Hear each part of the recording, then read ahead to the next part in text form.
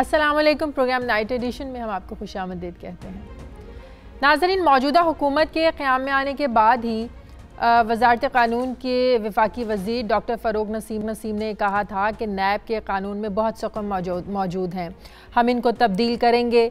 फिर नून लीग और peoples party के दरमियान सब जानते हैं कि 2006 में चार्टर ऑफ डेमोक्रेसी हुआ था, उसमें नैब को ख़त्म करके इसकी जगह ANC यानी कि नेशनल एहतसाब कमीशन के क़याम पर भी इत्तफ़ाक़ किया गया था। लेकिन पहले पीपल्स पार्टी के दौरे हुकूमत में और फिर नून लीग के दौरे हुकूमत पर इसमें काम तो हुआ, लेकिन इत्तफ़ाक़ राय ना होने की वजह से कोई हतमी पेशरफ्त उस वक्त नहीं हो सकी, जिसकी वजह से मौजूदा सूरत हाल में जब नैब का इदारा है ये हर करप्ट शख्स के ऊपर लटकती हुई तलवार की मानिंद बन चुका है। जबकि तलत इसाक केस में सुप्रीम कोर्ट ने कानून साजों को ये तजवीज़ दी है कि कौमी एहतसाब ऑर्डिनेंस 1999 में तरमीम पर गौर करें ताकि मुलजिम जो है इसको एहतसाब अदालत से ज़मानत लेने का जो इख्तियार है वो हासिल हो सके। खैर, इस सारी कहानी का लुबे-लुबाब ये है कि हुकूमत और नैब के ज़ेरे अताब जो सियासी जमातें हैं ये सब मिलकर शायद ये चाहते हैं कि नैब के कवानीन में तरमीम की जानी चाहिए, शायद ये नागुज़ीर हो चुकी है। ऐसे में सवाल ये है कि नैब के कवानीन में तरमीम की ज़रूरत आखिर क्यों अब एकदम से पेश आ रही है? क्या ये जो कवानीन है मौजूदा वक्त से मुताबिकत नहीं रखते, या नैब जो है वो सही मानों में सही एहतसाब कर रहा है, इस वजह से कहा जा रहा है कि इसमें तरमीम इसके कानून में बहुत ज़्यादा ज़रूरी है। सबसे आम सवाल ये है कि हुकूमत और अपोजिशन जो इस वक्त एक PAC के सरबराही पर मुत्तफ़िक नहीं हो पा रहे, क्या इस मकसद में जो नैब के कवानीन में तरमीम करना है, क्या इसमें ये इकट्ठे हो पाएंगे, इसमें इनमें इत्तफ़ाक़ राय कंसेंसस हो पाएगा? क्योंकि हुकूमत ज़ाहिर है अकेली तो तरमीम कर नहीं सकती। इस पर प्रोग्राम के पहले हिस्से में आज हम बात करेंगे। दूसरी जानिब आज वज़ीर-ए-आज़म को हलफ उठाए हुए 90 रोज़ हो चुके हैं। हुकूमत के हनीमून पीरियड के सिर्फ 10 रोज़ बाकी हैं। सिर्फ 90 रोज़ से हुकूमत की कारकर्दगी को तो नहीं ज़ाहिर है जांचा जा सकता 5 साल दौरे हुकूमत के को मद्देनज़र रखते हुए, लेकिन इन 90 रोज़ में हुकूमत ने अपने अहदाफ के हुसूल के लिए कितनी पेशरफ्त की है और वो इन्हें लेकर कितना संजीदा है, इस पर भी हम बात करेंगे। जबकि इन्हीं 90 रोज़ में हमने देखा कि मुल्क की माशी सूरत हाल की बेहतरी के लिए इमरान खान साहब ने, प्राइम मिनिस्टर साहब ने सऊदी अरब के 2 दौरे किए, चीन का दौरा किया और आज दूसरा दौरा उनका मुत्तहदा अरब अमारात में था। दूसरी तरफ अगर देखें तो IMF ने कड़ी शराइत रख दी हैं, तो इस सारी सूरत हाल को लेकर मईशत को किस हद तक सहारा मिल सकता है, इस पर भी प्रोग्राम में बात करेंगे। और पिछले 3-4 दिनों से मुल्क में यू टर्न कभी कहीं से ट्वीट हो रहे हैं। कोई PTI का हर वजीर उठता है और इसके तहफ़्फ़ुज़ में, इसके डिफेंस में आगे आ जाता है। आज प्राइम मिनिस्टर साहब को एक बार फिर से इसकी वजाहत देना पड़ गई कि यू टर्न लिए बगैर कोई बड़ा लीडर नहीं होता, यू टर्न लेना हालात के मुताबिक ज़रूरी होता है। आज फिर से उनका इसी तरह का एक ट्वीट सामने आया है। आखिर क्यों बार बार इसकी वजाहत करने की ज़रूरत पेश आ रही है? क्योंकि हमने जो पढ़ा है वो तो यही पढ़ा है कि कायद-ए-आज़म तो ये फरमाते थे कि इंसान को अगर कोई भी फ़ैसला करना है उसके बारे में पहले 100 बार सोचे, उसके बाद फ़ैसला जब कर ले फिर उस पर डट जाए। लेकिन यहाँ पर कुछ और मंतक पेश की जा रही है। हर कोई अपने मुताबिक उस यू टर्न की डेफिनेशन को जो है ना वो सबके सामने पेश कर रहा है। प्रोग्राम के आखिरी हिस्से में इस पर भी हम डिस्कस कर लेंगे। प्रोग्राम में मेरे साथ कराची स्टूडियो से ज़फ़र हिलाली साहब मौजूद हैं और लाहौर स्टूडियोज़ में थोड़ी देर बाद मुझे ज्वाइन करेंगे, थोड़ी देर में पहुँच जाएंगे वफाकी वज़ीर बराए साहिली समंदरी उमूर अली ज़ैदी साहब, और इस्लामाबाद से सीनियर तज्ज़ियाकार शहजाद चौधरी साहब हमें ज्वाइन करें। और कराची स्टूडियो से ही मुझे साबिक DG नैब सिंध ब्रिगेडियर हारिस नवाज साहब ज्वाइन कर रहे हैं। मेरे तमाम मेहमानों का बहुत शुक्रिया। ब्रिगेडियर साहब, मैं आपसे शुरू करती हूँ। आपसे मुतालिका ये सब्जेक्ट है, ये जो नैब में कानून में तरमीम की बातें हो रही हैं, बात यह है कि नैब के गैर ज़रूरी सख्त कवानीन में तब्दीली अगर इतनी ज़रूरी होती, नागुज़िर होती, तो इसके लिए पहले बहुत सा वक्त था। जैसे कि मैंने पहले भी कहा कि पीपल्स पार्टी अपने दौर में कर लेती, नून लीग अपने दौर में कर लेती, लेकिन मुख्तलिफ वजूहात की बिना पर इनमें इत्तफ़ाक़ राय नहीं हो पाया। अब जो मौजूदा सूरत हाल है इसमें यह है कि हुकूमत और अपोजिशन में कानून जो तरमीम इसमें करनी है, इसके लिए जो पार्लिमानी कमेटी की तश्कील है, इसके जो मराहिल होते हैं, इसमें 100% जो है ना वो काम कंप्लीट कर लिया गया है। अब इस पर गौर हो रहा है कि इसमें किस तरह से आगे काम को शुरू करना है। क्या इससे ये जाहिर नहीं होता कि हुक्मरान जमात समेत जितनी भी ज़ेर-ए-ताब सियासी जमातें हैं ये सब चाहती हैं कि नैब के जो नाखून हैं इनको तराश दिया जाए, इस इदारे को कमज़ोर कर दिया जाए? आप ये समझते हैं कि अगर ये तरमीम हो जाती हैं तो इससे नैब का इदारा कमज़ोर पड़ जाएगा? देखिए शाजिया, बेसिकली बात यह है कि ये 99 में ये ऑर्डिनेंस बना था, नैब ऑर्डिनेंस बना था, और उसके बाद से अब इसको तकरीबन 18-19 साल हो गए हैं। तो पहले सुप्रीम कोर्ट ने इसमें एक चेंज तो ये कर दी कि इसमें जो वॉलेटिन रिटर्न होता था वो ख़त्म कर दिया, जिसमें आपने जो मर्जी करप्शन की है, आपने पैसा जमा करा दिया and then you are restored on your even job, government job also, वो तो ख़त्म कर दिया। अब बात यह है, बेसिकली प्रॉब्लम ये हो रही है इनको, क्योंकि अभी करप्शन केसेस बहुत ज़्यादा हो रही हैं और ये वाहिद एक पीटीआई की गवर्नमेंट है जो एंटी करप्शन के खिलाफ उन्होंने ऐलान किया कि हम हर एक को क्रॉस द बोर्ड इनके सॉर्ट आउट करेंगे। और दो पिछली पार्टियां जो हैं, पहले वो एक दूसरे का इंटरेस्ट लुक आफ्टर करती हैं, दोनों इन्वॉल्व होते थे। Now government party is not involve but other both parties are involve. इसलिए अभी बड़ा केयरफुल होने की जरूरत है। एक तो बात एहतसाब कमीशन की भी की जा रही है। एहतसाब कमीशन में देखें, अगर इसको सबसर्विएंट कर देते हैं, अंडर एहतसाब कमीशन करते हैं, तो इसकी वैल्यू खत्म हो जाएंगी। Everybody is talking NAB NAB NAB means NAB is working, NAB is after corrupt people. और अगर आप इसको थोड़े से इसको टीथ कम कर देंगे तो इसमें वो बाइट नहीं रहेगी और इसकी वैल्यू बिल्कुल बाकी जैसे अदारे हैं उनकी तरह रह जाएगी। एक जैसे एंटी करप्शन है वो आ जाती है। तो इसके लिए हमें बिल्कुल एक बात तय करता हूँ कि कहीं कमजोरी होती है तो सिस्टम को बेहतर करना चाहिए, सिस्टम को ख़त्म नहीं करना चाहिए। एक तो ये बात है। इशू ये है कि अब नैब जब इसको अरेस्ट कर लेते हैं, प्रॉब्लम ये हुई है कि देते जी कि उसको बेल नहीं होती है, 90 डेज रखा जाता है। That is the only arm twisting thing with NAB, जिसमें वो यही मैं आपसे पूछना चाह रही हूँ। यही तो नैब की स्ट्रेंथ है। 90 दिन आप लोगों ने रखना है उसको, जमानत नहीं हो सकती, नॉन बेलेबल ऑफेंस है ये। तो अगर यही दो आपकी जो स्ट्रेंथ है इसको आप खत्म कर देंगे तो नैब के पास कैसे रह जाएगा? आज अगर आप किसी को पकड़ते हैं, कल वो जमानत कर लेगा, 10 साल वो जमानत पे रहेगा, फिर कहाँ जाएगी इन्वेस्टिगेशन, कहाँ से आएगा करप्शन का पैसा? ये this is the only reason मैं कह रहा हूँ कि देखिए नैब उस वक्त अरेस्ट करती है जब नैब ने डिस्क्रीटली प्रॉपर इंक्वायरी कर ली है। They have sufficient evidence for prosecution, कि वो प्रोसिक्यूट कर सकते हैं। और नाउ इज अ नीड के उस आदमी को अरेस्ट करके और उसको बुला के, ताकि वो बाहर रह के, अगर किसी गवर्नमेंट अपॉइंटमेंट पर है, जैसे चीफ मिनिस्टर पंजाब हैं, पहले रहे हैं, अगर वो बाहर रहेंगे तो बहुत मैनिपुलेट करेंगे। वो अपने जो महताज लोग पहले रह चुके हैं जो ऑब्लिगेशन में, वो उनको लुक आफ्टर करेंगे। So when you arrest he is cut off from those people. और आप एक बिल्कुल ट्रांसपेरेंट तरीके से इंक्वायरी करते हैं और फिर उनके पास ये ऑप्शन होती है कि अब आप आए प्ली बार्गेन के ऊपर।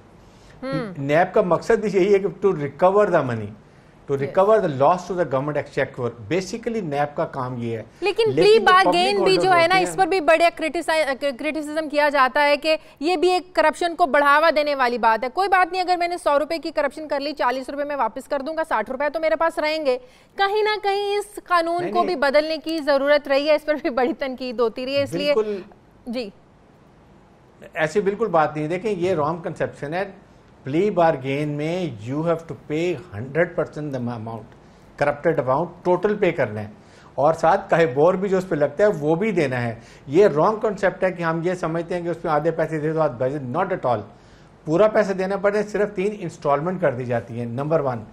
नंबर 2 ये कि जो पब्लिक ऑफिस होल्डर्स होते हैं ना, उनके लिए बार्गेनिंग नहीं होनी चाहिए। I still feel they should be punished also, so that they are set an example for others. जो पब्लिक ऑफिस आइंदा के लिए होंगे वो कहेंगे कि प्ली बार्गेन से हम नहीं बच सकते, हमें सजा भी मिलेगी। So that is how you make certain amendment. अच्छे तरीके से करने की जरूरत है और इम्प्रूव करें, बेहतर करें, ठीक है, with the consent of everybody.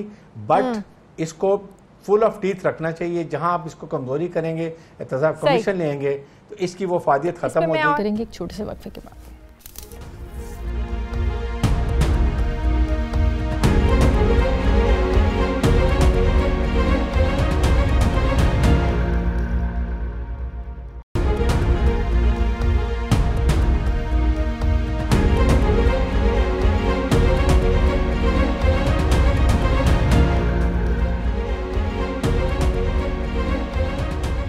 Break के बाद खुशामदीद। हिलाली साहब, ऑपोजिशन के खिलाफ तो मुकदमात बन रहे हैं, समझ में आ रहा है कि वो चाहते हैं कि अब नैब में जो है ना इसके कानून में तरमीम कर ली जाए। अपने अपने दौर में पीपल्स पार्टी नून लीग तो कर नहीं सके, लेकिन अब जो हुकूमत इनके साथ मिलकर सारा होमवर्क कर रही है, इसमें तरमीम करने के लिए जो कमेटी बननी थी वो उस पर भी काम हो रहा है, तो हुकूमत का कुछ समझ में आता है कि ये तो एहतसाब की बातें करते थे, नैब को इंडिपेंडेंट की बातें करते थे, आज़ाद करने की, खुद मुख्तार इदारा होने की बातें करते थे, तो हुकूमत की समझ नहीं आ रही कि हुकूमत इसमें क्यों जंप करना चाह रही है, क्यों करना चाह रही है कि ये भी इस कानून में तरमीम हो जाए।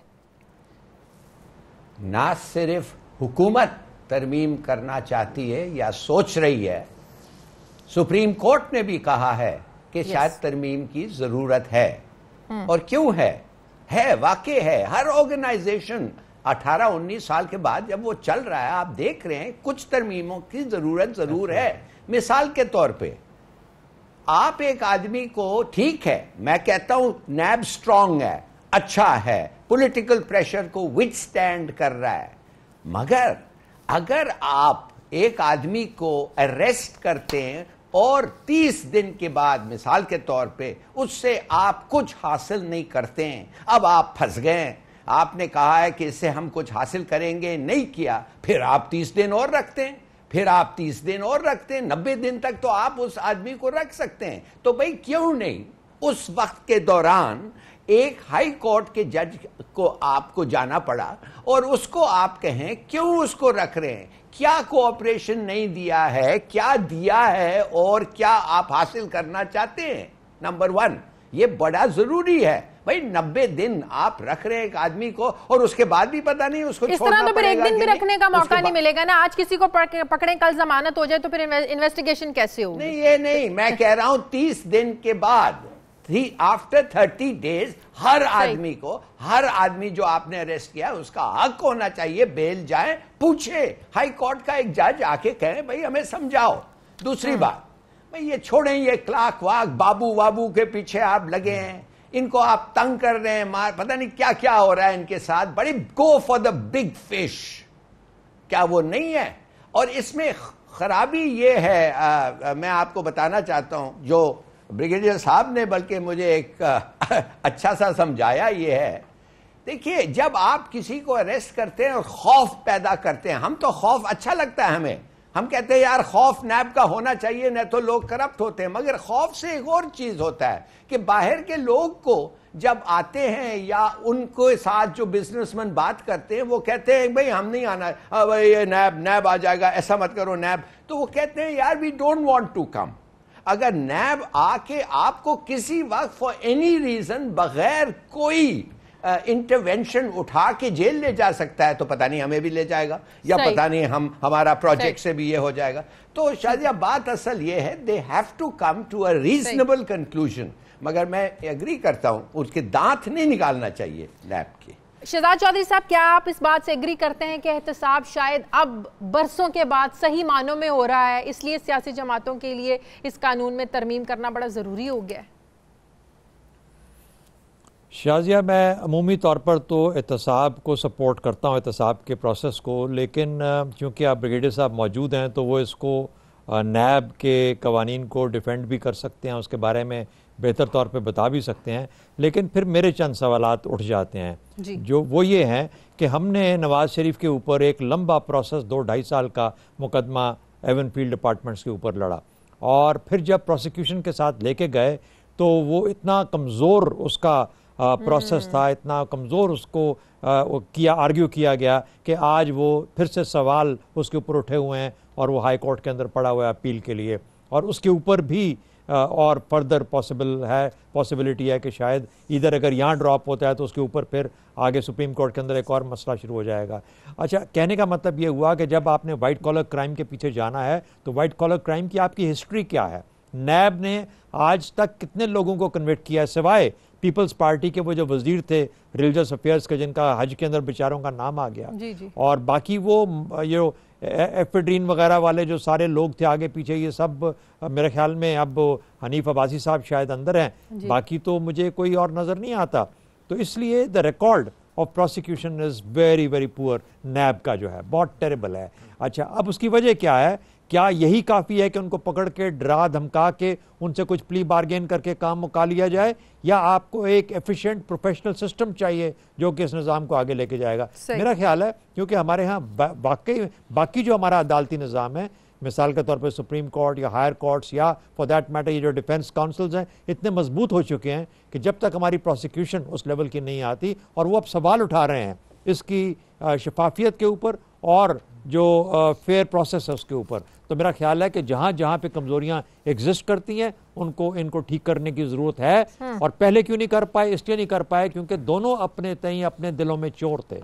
उनको पता था कि हमने ये काम किया तो लोग हमारे ऊपर उंगलियां उठाएंगे कि अपनी जान बचाने के लिए नैब को इन्होंने अमेंड किया है पिछले दौर में। लेकिन आज क्यों होने जा रहा है, या हो सकता है क्योंकि इन्होंने इस गवर्नमेंट को बहुत प्रेशर में रखा हुआ है अपोजिशन ने, और इतने प्रेशर में रखा हुआ है कि उनको उस पॉइंट पे ले गए गवर्नमेंट को कि अगर आगे चलना है तो आपको नैब पे हमारे साथ बैठ के मामला करना पड़ेगा, ताकि उसके आगे मामला को फिर हम बाकी जगहों पे आपको स्पेस देंगे आगे मूव करने के लिए। तो मेरा ख्याल है कि ये एक पॉलिटिकल प्रोसेस भी है, एक थोड़ा सा इसके अंदर कुछ हल्की सी ब्लैकमेलिंग भी आपको नजर आती है। ये सब मिल मिला के ये माहौल बना हुआ है, लेकिन कोई ना कोई जरिया, कोई ना कोई तरीका एहतसाब का इस मुल्क में रहना चाहिए, क्योंकि बेइंतहा करप्शन हुई है, हर लेवल पे करप्शन हुई है, और इतना पैसा गरीबों का और आवाम का खाया गया है कि लोगों को पता नहीं है कि उनके साथ हुआ क्या है। अब आहिस्ता आहिस्ता हमें इसकी समझ आ रही है कि असल में पिछले 50 साल में कम अज़ कम या 40 साल में इस मुल्क के साथ हुआ क्या है। I think that's an area we need to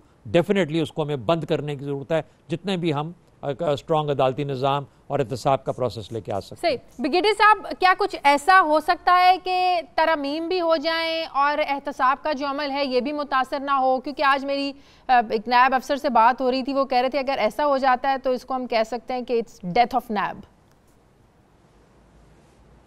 देखें, बेसिकली बात यह है कि तरमीम एक दो जो ज़रूरी चाहिए वो ये है कि नैब की कैपेसिटी बढ़ाने की ज़रूरत है। Now they have hundreds of cases, और केसेस कौन से हैं? जैसे हलाली साहब बात कर रहे थे, छोटे छोटे केसेस हैं 5 करोड़ के, 10 करोड़ के। नैब इज नॉट मेंट फॉर दोस्त। They should go for mega corruption cases, जहां पर बिलियन ऑफ रुपीस की करप्शन हुई है। बाकी अब की प्रोविंशियल एंटी करप्शन डिपार्टमेंट है, पटवारियों के केसेस, इंस्पेक्टर के केसेस, क्लर्क्स के cases, they should not be taken where most of the आपकी जो ड्रेनेज होती है ना, वो यहाँ जाके इनके कैपेसिटी की होती है। Second chairman NAB is authorised के फॉरेंसिक एक्सपर्ट जिनको मर्जी वो हायर कर लें। आप ख्वाजा हारिस एक तरफ बैठे हुए हैं, डिफेंस के लॉयर हैं, जैसे एयर मार्शल साहब भी बात कर रहे थे, मैंने बड़ी दफ़ा ये जिक्र भी किया है। वर्सेस आपका एक प्रोसिक्यूटर है जो बिल्कुल जूनियर है, 1 लाख सैलरी ले रहा है। What he is going to prosecute करेगा उनके मुकाबले में, जहां उनके साथ 10 उनके जूनियर लॉयर जो हैं वो उनकी रिसर्च टीम बैठी हुई है।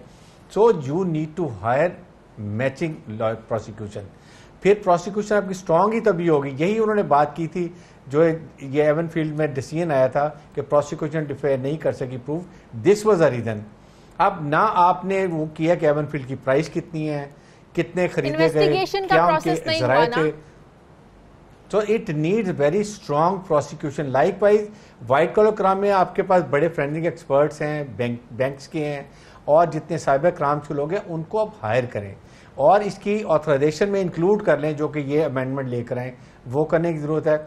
फिर पता चलता है अभी जैसे केसेस 2 आ रहे हैं आपके सामने, एक अजीजिया है और एक फ्लैगशिप है, वहाँ पे भी you need a very good prosecutors, जिसकी वजह से अल्टीमेटली ये केसेस जाके जब एहतसाब अदालत में जाते हैं तो वहाँ ये प्रॉब्लम्स हो जाती हैं। तो ये चेयरमैन नैब को भी करना चाहिए कि अभी इन केसेस के लिए और आइंदा अजीजिया की बात किस पर आखिरी एक सवाल का जवाब दे दें। इसमें तो वो सारी चीज़ से वो यू टर्न ही ले लिया ना, मुकर गए, जो कौमी असम्बली में कहा था उससे भी मुकर गए, जो खिताबात में कौम से बातें कही थी वो भी मुकर गए, जो टीवी टॉक शोज में बातें की थी वो भी मुकर गए। तो इसका मतलब ये हुआ अजीजिया में जो बारे सबूत है तो वो अब सारा नैब पे आ जाएगा, क्योंकि अब अगर कोई शख्स किसी चीज़ को ऑन नहीं करता तो जो इल्ज़ाम लगाता है उसको सारा साबित करना पड़ता है, बारे सबूत उस पर होता है। तो इस केस में कहानी उल्ट हो गई ना कि एवनफील्ड में तो उन्होंने माना ये फ्लैट्स हमारे हैं, तो जी इसमें देखें बेसिकली बात है, ये बड़ा 2+2 का क्वेश्चन है। How the money went from Pakistan to Gulf, Dubai में, वहाँ पर कहाँ से पैसा हुआ है, उस मिल को बेचा। How that money was sent to Saudi Arab जहाँ अजीजिया खरीदी गई, उसके बाद उसको बेचा तो पैसा इंग्लैंड कैसे चला गया। तो ये तो 2+2 का केस है, it's not difficult to prove. और ये इसीलिए इनको समझ नहीं आ रही है। कतरी लेटर को भी डिसोन कर दिया। Prime minister of Pakistan assembly में वहां पर कह रहे हैं कि ये ज़राए आमदन है, ये मेरे ज़राए हैं, और आप कह रहे हैं कि इसको कोर्ट का हिस्सा ना बनाया जाए। तो मेरे ख्याल में ये केसेस ज़्यादा ईजी है टू प्रूव करने, और इसलिए ये नो इट के अभी ये कर रहे हैं इनको। ठीक है, बहुत शुक्रिया ब्रिगेडियर साहब आपका। इलाही साहब मुझे ब्रेक लेनी है, ब्रेक के बाद वापस आएंगे तो अली जहरी साहब भी हमारे साथ होंगे एक छोटे से वक्फे के बाद।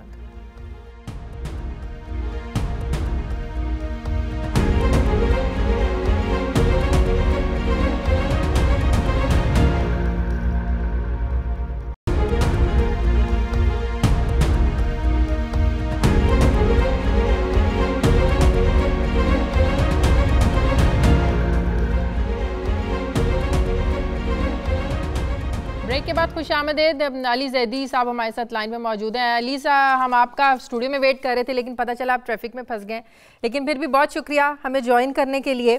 हम बात कर रहे हैं कि नैब के कानून में तरमीम की ज़रूरत समझ आ रही है। पीपल्स पार्टी क्यों समझ रही है कि होनी चाहिए, नून लीग क्यों समझ रही है होनी चाहिए, आप लोग मुशावरत भी कर रहे हैं, कमेटी भी बन रही है। आप लोग किस लिहाज से चाहते हैं कि नैब के कवानीन में तरमीम होनी चाहिए?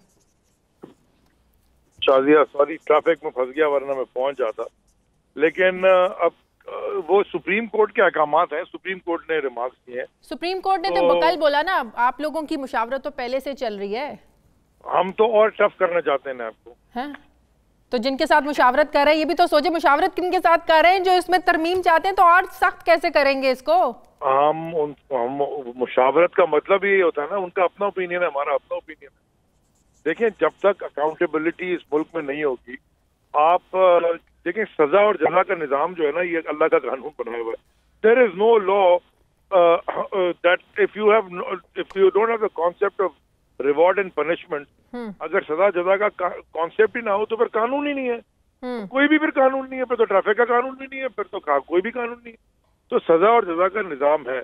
अब सजा और जजा के निजाम को इन्फोर्स करने के लिए ये लॉ इन्फोर्समेंट एजेंसीज होती हैं या रेगुलेटरी बॉडीज होती हैं, तो इनको आपने स्ट्रेंथन करना है। अभी नैब का मैं स्पोक्स पर्सन नहीं हूँ, इसलिए ना मैं कभी नैब की तारीफ को डिफेंड करता हूँ, कभी भी डिफेंडिंग क्वेश्चन मार्क कभी कभी जरूर आ जाता है। लेकिन वो ऑटोनमस इंडिपेंडेंट बॉडी है, वो अपना काम कर रही है। हम समझते हैं कि वो और ज्यादा जोर से करे, बल्कि पीएम साहब ने 2 दिन पहले स्टेट पे एक उनका स्टेटमेंट भी था कि और बड़े बड़े मगरमच्छ जो बच गए उनको पकड़े। तो हम तो और उनको देना चाहते हैं। तो हम उम्मीद करते हैं अगर किसी किस्म की तरमीम हुई भी तो उससे एहतसाब का जो अमल है वो मुतासिर नहीं होगा, और बेहतर होगा और शफाक होगा। सही, ठीक है, आगे बढ़ते हैं। शहजाद चौधरी साहब, प्राइम मिनिस्टर साहब का यूएई का मुत्तहदा अरब अमारात का दूसरा दौरा, इस दौरे की अहमियत इसलिए भी ज़्यादा बढ़ गई, आर्मी चीफ साहब साथ थे। क्या आप आर्मी चीफ साहब के दौरे को इस तनाजुर से देखते हैं कि जो मिडल ईस्ट की सूरत हाल पस मंज़र में चल रही है, सऊदी अरब यमन का तनाज़ा है, यूएई सऊदी अरब का इत्तेहादी है। जब हमने सऊदी अरब का दौरा किया प्राइम मिनिस्टर साहब ने और कहा कि हम सालसी का किरदार अदा करना चाहते हैं, तो आप समझते हैं कि उस बैकग्राउंड को मद्देनज़र रखते हुए आर्मी चीफ साहब का इस दौरे में साथ होना बड़ा अहमियत का आमिल है? नहीं, मैं देखिए इसको एक और पस मंज़र में देखना चाहिए, वो ये कि पिछली दोनों हुकूमतों में जरदारी साहब का रुझान यूएई के साथ तल्लुकात में ज़्यादा था और सऊदी अरब निगलेक्टेड था। नवाज शरीफ साहब के साथ सऊदी अरेबिया के साथ उनके तल्लुकात बहुत करीबी रहे, पास में भी रहे, लेकिन बाद में यमन के बाद थोड़े ख़राब हुए, लेकिन वो उनका रुझान उस तरफ ज़्यादा था और यूएई आपसे नाराज़ था। अच्छा, अब इस दौर में ये हुआ है कि ज़ाहिर है कि दोनों बहुत हमारे पुराने और तारीख़ी एक ताल्लुक़ वाले इलाके हैं, मुल्क हैं, और यहाँ पर पाकिस्तान के बहुत ज़्यादा लोग जाकर वहाँ पर नौकरियाँ भी करते हैं और वहाँ की इकॉनमी में हिस्सा डालते हैं। इन तमाम चीज़ों का असरात ये थे कि पाकिस्तान की बहुत सारी लेबर फोर्स रिट्रेंच होना शुरू हो गई थी, वापस आना शुरू हो गई थी, और वो फ़ायदा जो कि पाकिस्तानियों को रीइंबर्समेंट्स में मिलता था वो कम हो गया या उसका हुजम कम हो गया। तो एक तो ये थी। दूसरा, पाकिस्तान की मिलिट्री के तल्लुकात सऊदी अरेबिया और यूएई के साथ बहुत गहरे और बहुत पुराने हैं। ये कांस्टेंट है, इसमें कभी कोई तब्दीली नहीं आई कभी। तो मेरा ख्याल है कि उस प्लैंक को इस्तेमाल करते हुए जब भी आप किसी मुल्क के तल्लुकात देखते हैं तो वो ना सिर्फ एक डिप्लोमेटिक फ्रंट पे होते हैं, एक मिलिट्री डिप्लोमेसी का भी उसी का हिस्सा होता है। तो मिलिट्री डिप्लोमेसी एक यहाँ पे आपको एक ज़्यादा रिपेयरिंग रिलेशनशिप करती हुई नजर आई है, जिसका असर अब आपको पाकिस्तान के सऊदी अरेबिया के साथ ताल्लुकात और यूएई के साथ ताल्लुकात में बेहतरी की शक्ल में नजर आ रहा है। तो मेरा ख्याल है कि इसकी वजह से आपको आज जनरल कमर बाजवा वहाँ नजर आए। और ये मैं जो बात की जा रही है कि यूएई का मामला सिर्फ आज की एक विजिट के हिसाब से नहीं है, ये काफी अरसे से पीछे बैकग्राउंड वर्क हो रहा है, इसके ऊपर चल रहा है और मुख्तलिफ जोखों पे चल रहा है। उसके बाद तो यूएई ज्यादा नाराज था जब एक्सपो 2020 की जब वोटिंग हो रही तो पाकिस्तान ने तुर्की को वोट दे दिया था। उसके बाद से हालात ज्यादा यूएई के साथ हमारे खराब हो गए थे, यूएई हमसे नाराज हो गया था। अली जैदी साहब क्या बताएंगे, क्या मिलने जा रहा है हमें? जो इत्तलात आ रही हैं वो ये कि जो सऊदी अरब ने दिया है उससे हाफ हमें मिलने जा रहा है यूएई की तरफ से। देखिए जी, जो इकोनॉमिक कॉपरेशन है उसके बारे में तो मेरे ख्याल में मिनिस्ट्री ऑफ फाइनेंस या उमर साहब ज्यादा बेहतर बात कर सकते हैं वहाँ गए में। लेकिन मैं आपको बता दूं कि मैं on the way back from China मैं 2 दिन रुका था यूएई में, और मैं वहाँ पे जो यूएई की बड़ी कंपनीज है उनके साथ मेरी मुलाकात हुई है।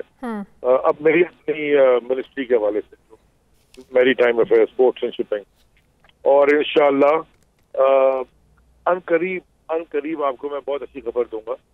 देखिए, दुनिया के अंदर जो इकोनॉमिक कॉपरेशन है ना, वो it's always a game of economics. वो इकोनॉमिक कॉपरेशन म्यूचुअल बेनिफिट जब तक होता है उसमें वो चलता है। आप what can you give UAE right now as a country? आप क्या दे सकते हैं? सबसे बड़ी आपके पास जो चीज देने को है वो आपकी ह्यूमन रिसोर्स है, आपकी एक बहुत बड़ी लेबर फोर्स है, कॉस्ट ऑफ लेबर आपकी सस्ती है। सो देयरफॉर आप there are lot of things जिसमें हमने जेवी की बात की है गवर्नमेंट टू गवर्नमेंट लेवल पे, एंड वो चीजें थिंग्स आर कुकिंग। इंशाल्लाह मुझे बड़ी उम्मीद है कि with in the next 2-3 weeks मैं आपको कुछ पाकिस्तान के लोगों को बड़ी अच्छी खबरें दूंगा। मैंने चाइना से तो की है, आपको पता है कि मेरे पास एमओयू भी आ गया, वो बीओआई के पास चला गया है। अच्छा। अब वो जो भी मॉडलिटीज होती हैं वो हो रही हैं। इंशाल्लाह with in the next 2-3 weeks में आपको यूएई से भी एक बहुत अच्छी खबर दूंगा regarding my ministry, related to my ministry, but it will be job creation उससे बहुत ज्यादा होगी और मतलब चीजें काफी बेहतरीन तरह। सही। हिलाली साहब, जब हमें रिलीफ मिल रहा है हमारे दोस्त ममालिक की तरफ से, उसके बाद भी मुख्तलिफ जो इकोनॉमिस्ट हैं वो आज मैं डॉक्टर इशफाक हसन साहब से बात कर रही थी, वो कह रहे थे कि जब हमें एक रिलीफ मिल रहा है तो इसके बाद IMF जाने की क्या ज़रूरत है? आप देखें ना, IMF ने शराइत कितनी सख्त रखी हैं। जब आप समझते हैं कि IMF की शराइत, हमें इतनी इमदाद मिलने के बाद भी उन्होंने अपनी शराइत पर कोई कॉम्प्रोमाइज़ नहीं किया, और उसके बाद दूसरी जो बड़ी इंपॉर्टेंट उन्होंने बात की कि जो हुकूमत IMF के पास गई है, आप 2008 में देखें पीपल्स पार्टी गई, 2013 में अवाम ने उनको वोट नहीं दिया, 2013 में नून लीग गई, 2018 में अवाम ने नून लीग को वोट नहीं दिया। अब ये लोग जा रहे हैं, पता नहीं 2023 तक क्या पॉलिसीज बनेंगी, अवाम IMF की शराइत से कितना तंग आ जाएंगे। तो ये एस्पेक्ट मुझे उनका इतना जबरदस्त लगा कि क्या वाकई ये रीजन है कि IMF शराइत इतनी सख्त लगा देता है कि हमारी हुकूमतें उन पर अमल करते करते अवाम के लिए जो घेरा इतना तंग कर देती हैं कि अवाम जो है ना वो उनको वोट ही नहीं देते, अवाम उनकी पॉलिसी से तंग आ जाते हैं। हाँ, ये बिल्कुल सही बात है कि IMF के शराइत ऐसे तक स्ट्रांग होते हैं कि उस मुल्क में रेवोल्यूशंस हो जाते हैं, उस मुल्क में मार्शल लॉ लग जाता है, लोग सड़कों पे निकल आते हैं, उनको परवाह नहीं है। जब आप जाके IMF को पूछें कि भाई तुम ये क्यों कर रहे हो, लोगों को डेस्परेट क्यों कर रहे हो, वो कहते हैं जी हमारा सिर्फ और सिर्फ एक फर्ज है, हम चाहते हैं कि हमारे पैसे उतने वक्त में वापस आएं और वो उस वक्त वापस आएंगे जब हमारे पॉलिसीज पे आप अमल करेंगे, टैक्स बढ़ाएंगे, डीवैल्यू करेंगे, सेल्स टैक्स चढ़ाएंगे। अगर नहीं करते हैं तो वो मैथ्स की बात है, हम 5 साल में इतने पैसे वापस चाहते हैं, ये मैथ्स की बात है। अगर आप ये करेंगे, ले लें पैसे, नहीं लेना चाहते हैं तो I mean you can't do it, तो फिर पैसे ना लें। तो देखिए बात असल ये है कि उन लोगों को भी थोड़ा सा सोचना चाहिए। मेरे ख्याल में सऊदी अरेबिया ने 6 बिलियन दिया है, चाइना अब 8 से 10 या उससे ज्यादा देगा, यूएई 2-3 दे दे काफी है, और IMF को हम कितना ले रहे हैं? 8 बिलियन। अगर हम 8 बिलियन ले रहे हैं तो कंडीशंस थोड़े से बेहतर होंगे, मगर अगर हम 12 बिलियन ले रहे हैं तो then you better be ready किसी वक्त कुछ भी हो सकता है। ठीक है, मुझे ब्रेक लेनी है, ब्रेक के बाद आएंगे, बात करेंगे ये यूटर्न की कहानी कहाँ जाकर ख़त्म होंगी और जो पीटीआई का 100 रोज़ा एजेंडा था इसको ख़त्म होने में 10 दिन रह गए, कितना इम्प्लीमेंटेशन हुई, कितने पे काम बाकी है, इस पर बात करेंगे एक छोटे से वक्फे के बाद।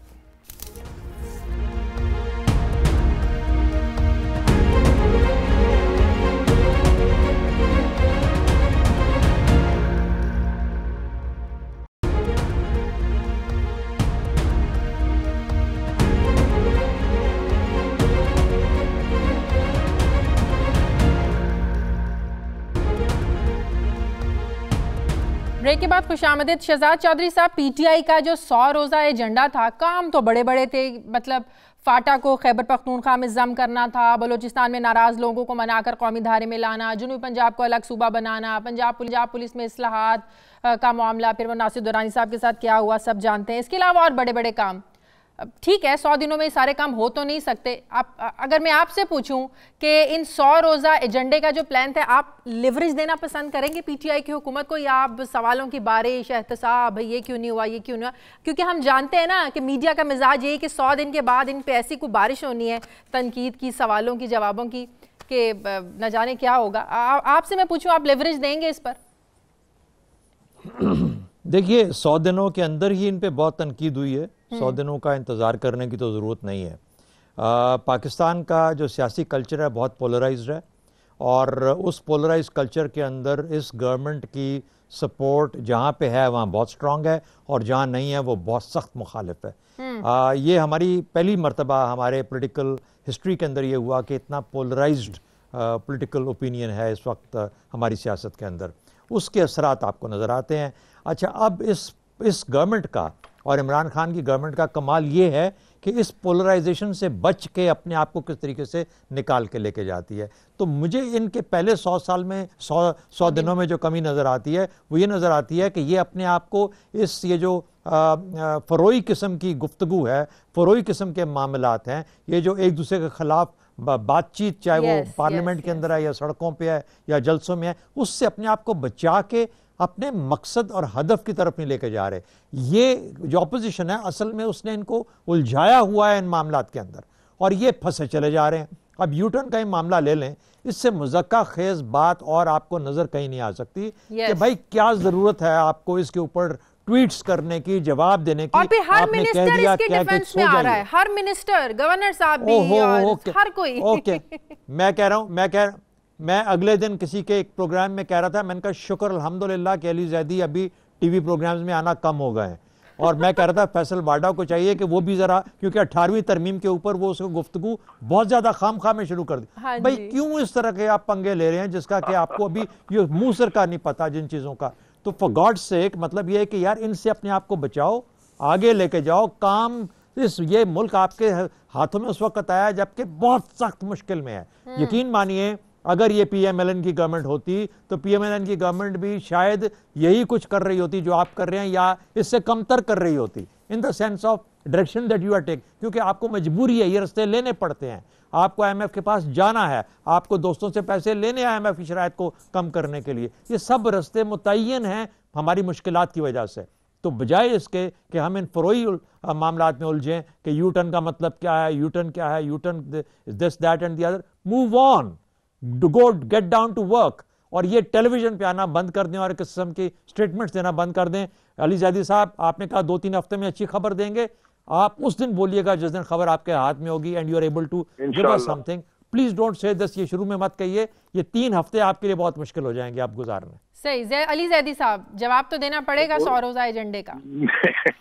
बिल्कुल देंगे जवाब 100 रोजा एजेंडे का। 29 को इंशाल्लाह हम बताएंगे भी हमने क्या डिलीवरी की है, कहाँ पे हमारी शॉर्टकमिंग्स रही है, कहाँ पे मुश्किलात आई हैं और क्या हमने डिलीवर कर दिया।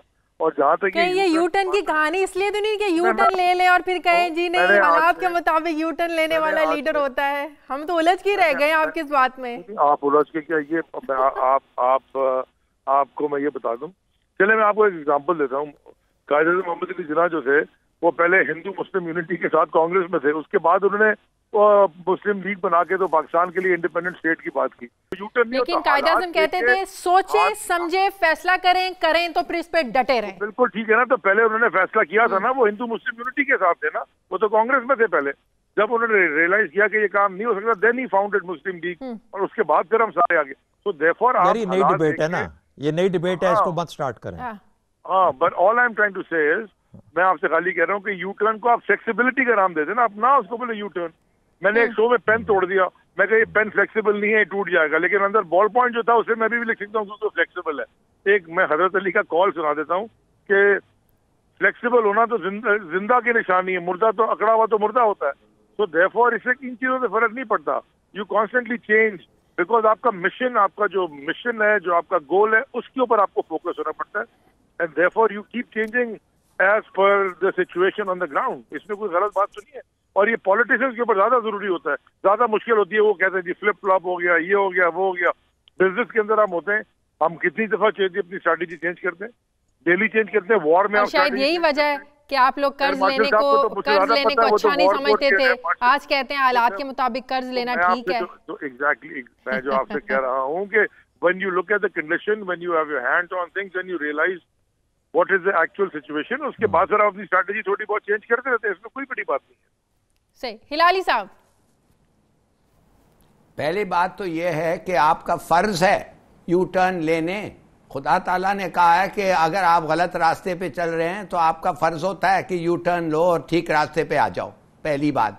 दूसरी बात, जिन्ना साहब ने ना सिर्फ उस वक्त जब पाकिस्तान वो जो 20s और 30s की बात कर रहे हैं, 1946 में उन्होंने कहा था he had accepted cabinet mission plan, इसलिए कि नेहरू ने एक्सेप्ट किया था और नेहरू ने कहा था कि किसी जगह कोई चेंज नहीं आएगी लॉ में जब तक वो मेजॉरिटी ऑफ द हाउस उधर कंसेंट ना करें। इन अदर वर्ड, जिधर मुसलमान मेजॉरिटी है, मुसलमान मेजॉरिटी जब तक कंसल्ट नहीं करेगी तो यूनियन पार्लियामेंट भी चेंज नहीं कर सकेगा। बड़ा ठीक था, उन्होंने मान गए। जब प्रेस कॉन्फ्रेंस आया या बंबई या शिमला में और किसी ने नेहरू को पूछा कि तुम जमहूरियत में नहीं बिलीव करते हो, कहता मैं करता हूं। तो तुमने तो अभी कहा है कि अगर अक्सरियत भी चाहे एक लीगल चेंज मगर माइनॉरिटी नहीं चाहे तो आप नहीं करेंगे। तो उसने कहा नहीं, मेजॉरिटी डिसीजन विल प्रिवेल। जिन्ना साहब ने उठ के कह दिया बस इस पे कोई एतबार नहीं है, अब इसके बाद सिर्फ और सिर्फ पाकिस्तान हमारे लिए खराब है। तो देखिए, ये कहना कि नो दिस इज रॉन्ग। दूसरी बात, अली जैदी साहब बड़े अच्छे minister, he is a good man, he is a good man, good minister, honest man and works hard. मगर आपसे मैं पूछना चाहता हूं, आप फिक्र ना करें कि इमरान खान ने कुछ बता दिया है। देखिए, भैंस और गाड़ियों के बेचने से नहीं, उसने बता दिया है अपने लाइफस्टाइल से कि वो चाहता है कि ऐसे खामखा फजूल पैसे नहीं के। He has created and generated trust in himself. तो मेरे ख्याल में this will stand you in good stead later on. जी अली जैदी साहब, मैं जफर हिलाली की बात से बिल्कुल 100% एग्री करता हूँ। देखें, आप जब लीडर होते हैं ना, देन आपको लोग फॉलो कर रहे होते हैं। जब आपका काम होता है कि आप लोगों को सही डायरेक्शन दें। ठीक है, बहुत जी। हाँ, मैं देखिए, हर सिचुएशन के अंदर, खास तौर पे जब आप मुल्क को लीड कर रहे हैं, एक कौम को लीड कर रहे हैं, तो हर सिचुएशन, मुश्किल जो वक्त सिचुएशन के अंदर से एक तरीका होगा जो कि आपको उस मुश्किल तरीके से उस सिचुएशन से लेके आगे निकलेगा। अब आप उसको भूल जाइए कि आपने पहले क्या कहा था, किसी और को क्या कहा था। अब जिम्मेदारी आपकी है वो करने की। तो you have to look for the right decision, not for what was said earlier by someone else. आज हालात मुख्तलिफ हैं, तो हर हालत के ऊपर, हर नई सिचुएशन के हिसाब से आपको फैसला करना पड़ता है, और फिर मुल्क के मफाद में फैसला होगा तो वो सही फैसला होगा। बात इनकी जस्टिफाई करती है कि जब आपने पब्लिक अकाउंट्स कमेटी का चेयरमैन अगर आपने केपीके में लगाना है, तो आप हमेशा, आपकी हुकूमत पीटीआई की ये बात करती रही है कि पिछले जो आप चेयरमैन लगाएंगे और अगर वो पिछली हुकूमत का ही होगा तो वो कैसे अपनी हुकूमत के ऑडिट कर सकेगा। आप जो काम ये केपीके में कर रहे हैं, क्या ये जस्टिफाई करता है? मेरा ख्याल है कि उसको रिव्यू कर सकते हैं। अगर ये इतना स्ट्रांगली बिलीव करते हैं इस प्रिंसिपल को, तो कोई हर्ज नहीं है। केपीके में इनकी अपनी गवर्नमेंट है, उसको रिव्यू कर सकते हैं। दे शुड बिल्कुल दें, ऑपोजिशन को दें, उसका ऑपोजिशन को देना चाहिए। कोई उसमें हर्ज नहीं है। ये यू टर्न अच्छा यू टर्न होगा, ये यू टर्न सबसे अच्छा यू टर्न होगा और ऑपोजिशन को पसंद आएगा ये वाला यू टर्न। तो जो फेडरल में ये मामला हल क्यों नहीं हो पा रहा शहजाद चौधरी साहब? वो तो उन्होंने वजह बता दी आपको ना, आपको वजह बता दी कि देखिए उनकी बड़ी अच्छी, आई थिंक बड़ा प्रैग्मेटिक है कि ये इस वक्त जो मामलात हैं वो पिछले 5 साल से मुताल्लिक हैं, उनको आने दीजिए, और जब इनके मामलात आएंगे तो उस वक्त आप चेंज करके ऑपोजिशन को दे दीजिएगा, कोई मुश्किल नहीं है इसके अंदर। नदीम अफजल चांद पीपल्स पार्टी के ज़माने में इसको हेड करते रहे हैं, क्या फ़र्क पड़ा था? सही, ठीक है, बहुत शुक्रिया। अली जैदी साहब मेरे साथ थे, हिलाली साहब, शहजाद चौधरी साहब। प्रोग्राम का वक्त खत्म हो गया, 9 के लिए फीडबैक दीजिए, मुझे इजाज़त दीजिए, अल्लाह हाफिज़।